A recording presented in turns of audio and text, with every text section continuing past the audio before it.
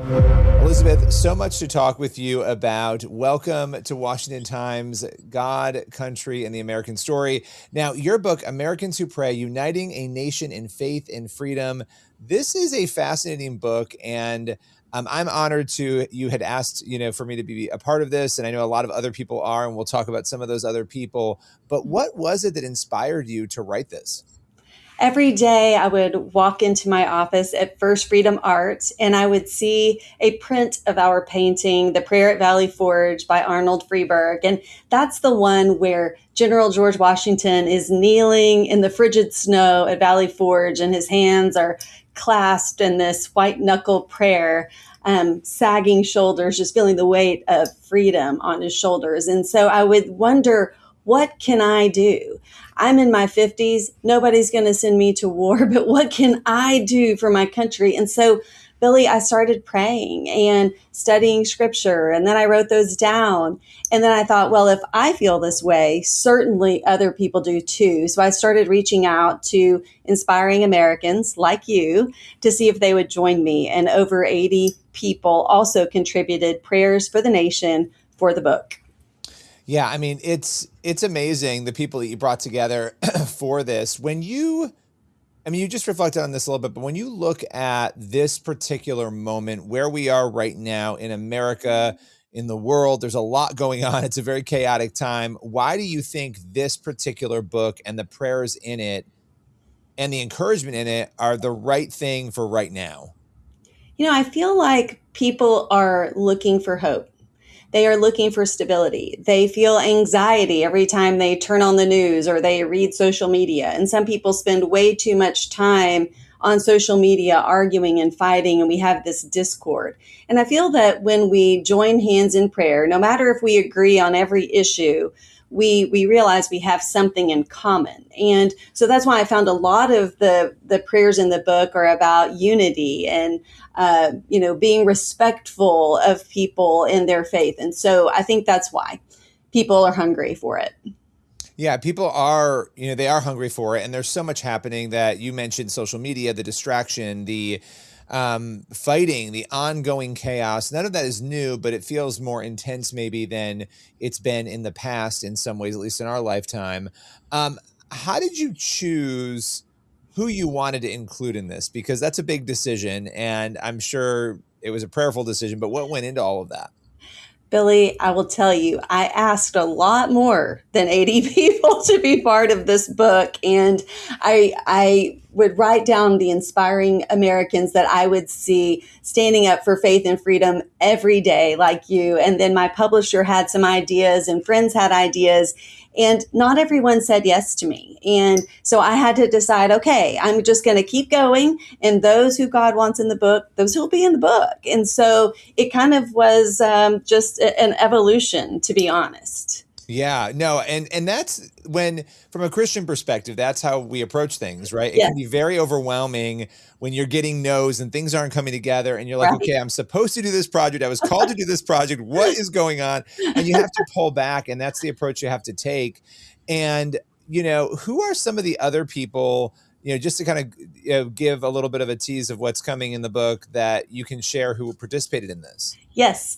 One of the first really encouraging yeses I received was Dr. Ben Carson.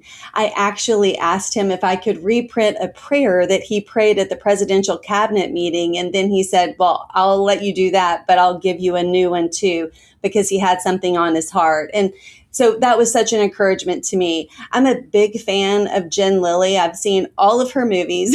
So when Jen said yes, that made my day. I did not know that Jen Lilly was also in this book, because Jen Lilly and I have a podcast together. So. I know. I'm a big fan of you both. So that was really special to me that she said yes.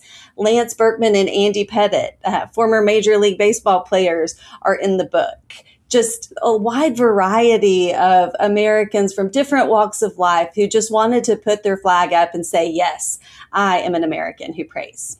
I love that. And, looking at George Washington and other past presidents, because this is actually really important. This book encourages prayer in general, obviously, but looking at the presidents, how did prayer influence the lives of these great men, who founded this country, and obviously presidents who came after as well?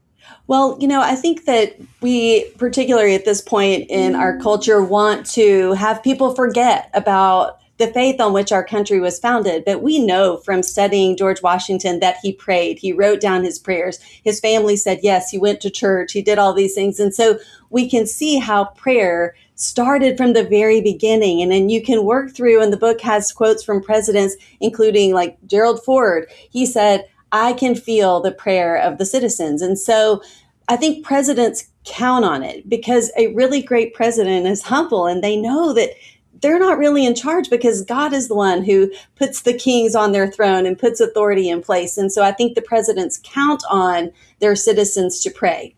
Yeah, well, and it's so interesting. We talk about this a lot on the show, the debate about faith. There are people out there who want to act like faith played no role in the founding of America, that it played no role in the growth of America, that it's just this thing that somehow modern day Christians have thrown into history that wasn't there. But what role did faith play in shaping, our values, our identity as a country very early on? You can see even just one example that I can think of, and there are many, but even at the Constitutional Convention, when there was discord and conflict among the delegates, Benjamin Franklin said, wait, let's pause for a second and look for some divine intervention. And when you look at our founding documents, you see biblical principles throughout. And the first presidents, and really all the way through, have declared national days of prayer, and they have prayed. And so I think that that is a common theme. Billy, I think that people aren't looking for a reason to believe, they're looking for a reason not to. And so we're always going to have that. But Christians do have to stand up and boldly say, I am an American who prays, and I'm not ashamed of that. Yeah, yeah. And, there's no reason to be ashamed of it. I No. think that, prayer has shaped so many of our lives. It's the thing that connects us to God. And if there is a God, which we know there is, but let's just pull back. If there is a God and he wants to communicate with us, then praying is going to be a way that we get the messages we need to live the lives and to run the country that in a way that honors him. So it is interesting when you look at those early founders and presidents throughout history, based on where we are now, this very chaotic time that we talked about, what are some of the lessons from the prayers that maybe some of the early leaders that they were stating, that they put out there, that maybe we can learn from today? Because there's nothing new under the sun. Right. How do we kind of take those lessons and integrate them? Well, I think the early leaders almost automatically gave deference to God, where I think as we progress and we can look at leaders now, they may not automatically do that. I think the early leaders were concerned about God's agenda and how that would further faith and freedom. And now sometimes I feel like we get our own agenda kind of mixed up in there. And so I think one thing that we can take from the early leaders is to bow our heads and kneel early in decisions, and to focus on what God would have our country do rather than our place in the world. Yeah, no, absolutely. And when we look to God, we get the answers that we need. What is your hope? What is your hope for this book? At the end of the day, people pick this up, they read it, they go through these 80, incredible journeys that are shared in this, in the prayers. What are you hoping to see happen? Billy, when I first started, I wanted every American to have a copy of the book. I'm a big dreamer. But as I prayed and studied, I realized that prayer changes things, and it starts with us. And so it really has changed my approach to being an American and focusing on what I can do. And so I hope that people pick up this book as a starting point for praying for America. It's 238 pages. They can read a page or two a day, and they can use it as a starting point to pray for what they see going on in their country or in their life. So I hope it's a starting point and changes even one life for Jesus Christ. Absolutely. No, I love that. One thing that's happening this year, and I know a lot of people have heard about this 250th anniversary, America 250 of the United States, and there's going to be a lot of celebration around that, a lot happening this summer. but it's a moment, outside of the celebration to really reflect on what made America America at a time where there are a lot of people who are very confused about the identity of America and a lot of people who want to downgrade and change and reinvent history. How can this book help us as we're sort of reflecting on America 250 and thinking about the future of this great country? I think the book is a tool. It is a launching pad. People will find quotes from presidents. People will find prayers from baseball players. They will find a little bit of whatever they're looking for. And I hope it encourages them to dig in and study history for themselves and to learn about how faith played such an important part of our country so that it can continue to be a legacy to shape America's future. That's incredible. Now, where can people buy a copy of this book? Where can they go to get Americans Who Pray? Yes, the book is available on Amazon, Barnes & Noble, ChristianBooks.com, Books A Million, Thrift Books, really anywhere where books are sold.